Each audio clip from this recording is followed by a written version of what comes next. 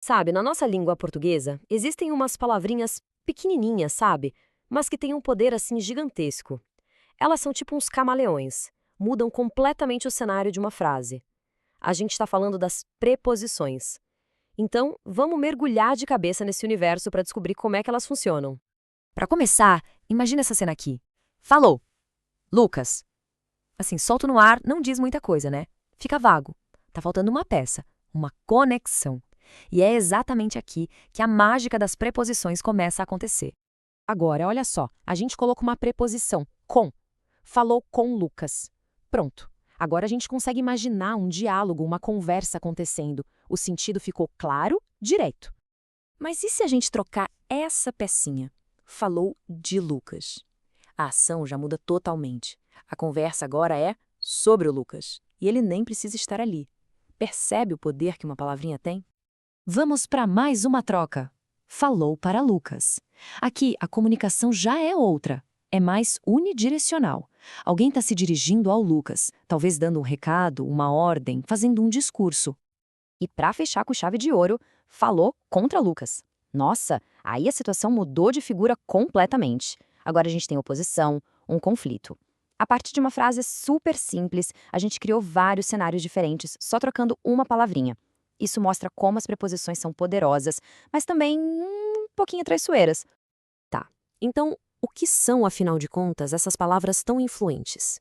Para a gente desvendar esse mistério, vamos olhar para elas de três jeitos diferentes: pela morfologia, pela semântica e pela sintaxe. E isso tudo nos leva para a definição central. Se a gente juntar essas três visões, uma preposição é basicamente uma palavra que não muda, que serve para conectar termos e, no processo, cria uma relação de sentido e de dependência entre eles. É como se fosse a cola da nossa língua. Olhando pelo lado da morfologia, que é a forma da palavra, a regra é bem simples. Preposição é invariável. Não vai para o plural, não vai para o feminino, nada. A única função dela aqui é conectar, como se fosse uma ponte mesmo. No exemplo, sairemos com você hoje, a palavra com é essa ponte que liga o verbo sairemos à outra ponta você. Agora, na parte semântica, aqui a coisa fica interessante. Uma preposição sozinha, tipo de ou em, não quer dizer absolutamente nada. Ela é uma palavra vazia. Ela só ganha vida dentro da frase, criando relações de tempo, de lugar, de modo. O contexto é tudo para ela. E por fim, no campo da sintaxe, a preposição trabalha nos bastidores. Ela não é estrela do show, mas é ela quem apresenta a estrela. A função dela é introduzir um termo que vai complementar ou modificar outro. Na frase "tenho admiração por quem é solidário", a preposição por está ali só para apresentar o complemento da palavra admiração, criando essa relação de dependência. Certo. Agora que a gente já sabe o que elas são e como funcionam, vamos conhecer os jogadores. As preposições se dividem em dois times, digamos assim. O time essencial, que está sempre em campo, e o dos acidentais, que são aqueles que entram para ajudar de vez em quando. E essa diferença é fundamental, viu?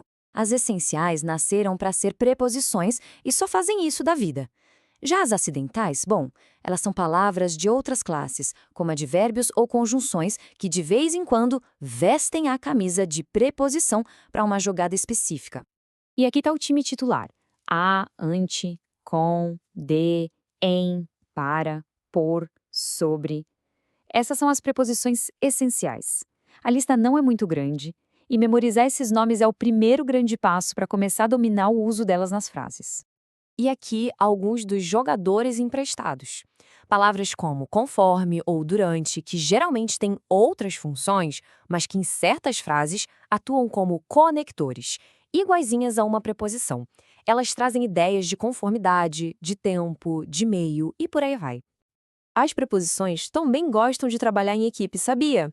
Elas se juntam com outras palavras e entender como isso acontece é fundamental para escrever e ler direitinho. Vamos ver como essas uniões se formam. Um processo super comum é a contração. Olha como é simples. A preposição em se junta com o artigo o. Nessa fusão, um som acaba se perdendo e o resultado é uma palavra nova: no. Isso acontece o tempo todo, principalmente com as preposições de, em, por e o a. E às vezes não é uma palavra só, mas um grupinho de palavras que faz o trabalho de uma preposição.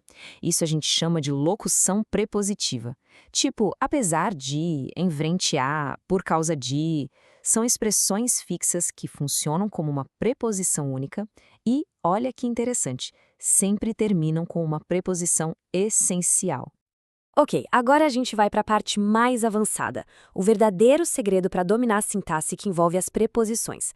É a diferença entre o que a gente chama de valor relacional e valor nocional. E alguém pode perguntar, tá, mas por que isso é tão importante? Bom, é importante porque saber essa diferença é o que vai separar uma análise superficial de uma análise realmente profunda. Isso faz toda a diferença em contextos mais formais, como provas e concursos, por exemplo. Então, o ponto central é este aqui. Uma preposição tem valor relacional quando uma palavra antes dela a pede, quando ela é uma exigência da estrutura. Já o valor é nocional quando ela não é exigida, sabe? Ela está ali por escolha, para adicionar um sentido extra, uma noção de tempo, de lugar, de posse. Vamos ver nos exemplos que fica mais fácil. Em sou fiel a Deus, não dá para falar sou fiel a Deus. Fica estranho, né? O adjetivo fiel exige a preposição a. Isso é relacional. Agora, em o carro de João, a palavra carro não pede nada. A preposição de entrou ali para adicionar a ideia de posse. Isso é nocional. E aqui está a grande sacada, a regra de ouro que simplifica tudo.